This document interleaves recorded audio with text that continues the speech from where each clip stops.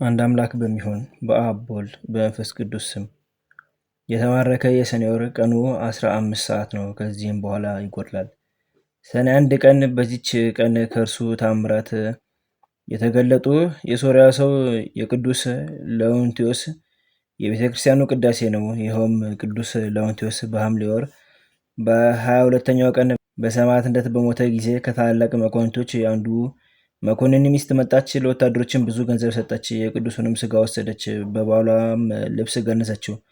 በሳጥንም አድርጋ በቤቱ ውስጥ አስቀመጠችው። በቀንና በሌሊትም የሚያበራ መብራት በፊቷ አኖረች። እነሆም ንጉሥ ዲዮቅልጥያኖስ በመኮንኑ ባሏ ላይ በሆነ የሥራ ምክንያት ተቆጣ። በአንጾኪያ ከተማ በወህኒ ቤት አሰረው። ቅዱስ ለውንቲዮስም ለስጋው መልካም ለሰራች ለመስፍኑ ሚስት መልካም ዋጋዋን ሊከፍላት ሽቶ በዚያች ሌሊት በወህኒ ቤት ለባሏ ተገለጠለት። በወህኒ ቤቱም ብርሃን ወጣ። ለመኮንኑም የራሱ የሆነውን በቤቱ ያለውን የሚያውቀውን የወርቅ ልብስ ለብሶ በጎልማሳ ፈረሰኛ አምሳል ተገለጠለት። ከዚህም በኋላ እንዲህ አለው፣ አትዘን፣ አታልቅስ። ዛሬ ከዚህ ወጥተህ ከንጉሥ ጋር በማዕዱ ትቀመጣለህና ከዚያም ወደ ቤት በሰላም ትሄዳለህና። የታሰረው መስፍንም ይህን ጎልማሳ ፈረሰኛ ስላየው በላዩም ስለወጣው ብርሃን የወህኒ ቤቱም ደጅ ስለተዘጋና እንደተቆለፈ ወደ እርሱ ስለመግባቱ ደግሞም የራሱን የሆነውን በቤቱ ውስጥ የተሰወረውን የወርቅ ልብስ ለብሶ ስለማየቱ በዚህ ሁሉ ስራ ያደንቅ ነበር። ከዚህ በኋላ ቅዱስ ለውንቲዮስ በዚያች ሰዓት ወደ ንጉሱ ሄደ። በመኝታውም ተኝቶ ሳለ ረገጠው፣ እጅግም ደነገጠ። ለንጉሱም እንዲህ አለው፣ ንጋት በሆነ ጊዜ መስፍን ገሌን ከወህኒ ቤት አውጣው፣ አክብሮም በክፉ አሟሟት ሞተህ እንዳትጠፋ ወደ ቤቱ ሄድ ዘንድ ተወው። ንጉሱም ከግርማው የተነሳ የተንቀጠቀጠ እሺ ጌታዬ፣ ያዘዝከኝን ሁሉ አደርጋለሁ ብሎ መለሰለት። በነጋ ጊዜም ንጉሱ ወደ ወህኒ ቤት ልኮ መስፍኑን አወጣው፣ ታላቅ ክብርንም አከበረው። መልካም ልብሶችንም አልብሶ ከእርሱ ጋር በማዕዱ አስቀመጠው። ፈረሰኛም እንደተገለጠለትና ይፈታው ዘንድ እንዳዘዘው ነገረው። መስፍኑም አደነቀ። ንጉሱም የሥራዬ ሥራ እንደሆነ አድርጎ አሰበ። መስፍኑም እኔ መጠበብና ስራዬን አላውቅም፣ ከእሊህ ከምትለኝ ነገሮች ማን እንደገለጠልህ ምንም አላውቅም።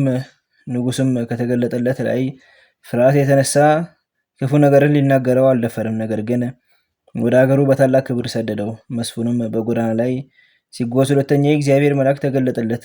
ወደ ሀገሩ ጠራብሎስም እስኪደርስ እያነጋገረው ያጽናናው ነበር።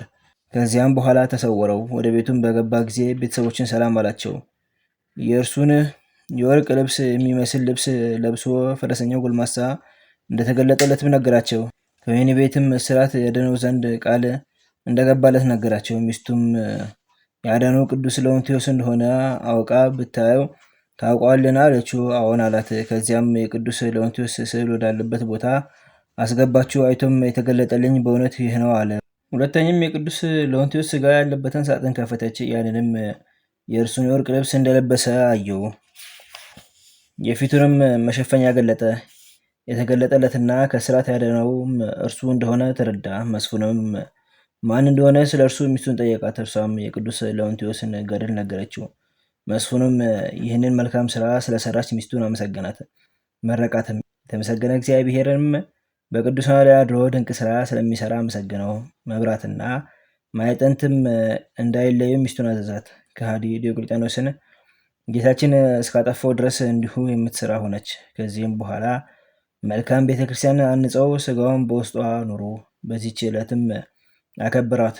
ከስጋውም ብዙዎች ድንቆች እና ተአምራት ተገለጡ። ለእግዚአብሔር ምስጋና ይሁን፣ እኛንም በጸሎቱ ይማረን፣ በረከቱም ከኛ ጋር ትኑር ለዘላለሙ አሜን። በዚችም ዕለት እስራኤል የተባለው የያዕቆብ ልጅ የጻድቁ የዮሴፍና የሚስቱ የአስኔት የዕረፍታቸው መታሰቢያ ነው። በረከታቸው ከኛ ጋር ትኑር ለዘላለሙ አሜን። በዚችም ዕለት ከላይኛው ግብፅ ከጣህ አውራጃ የሆኑ ባልንጀራሞች ሰማዕታት መታሰቢያቸው ነው። የሰማዕት ቆዝሞስም የእረፍቱ መታሰቢያ ነው። በረከታቸው ትድረሰን ለዘላለሙ አሜን። በዚችም ቀን የመስተጋደል የሰማዕት ቢፋሞን የእረፍቱ መታሰቢያ እና በስሙ ከታነጹ አብያተ ክርስቲያናት የመጀመሪያዊቱ ቤተክርስቲያን ቅዳሴ ነው። የእስክንድርያ ከተማ ሰማዕታትና የሊቀ ጳጳሳት ቶማስም መታሰቢያቸው ነው። በረከታቸው ከኛ ጋር ለዘላለሙ ትኑር አሜን። አንድ አምላክ በሚሆን በአብ በወልድ በመንፈስ ቅዱስ ስም ሰኔ 2 በዚች ቀን የመጥምቁ የቅዱስ ዮሐንስ ሥጋ የቀናተኛው ኤልያስ ደቀ መዝሙር ከሆነው ከነቢዩ ኤልሳዕ ሥጋ ጋር በአንድነት ተገኘ።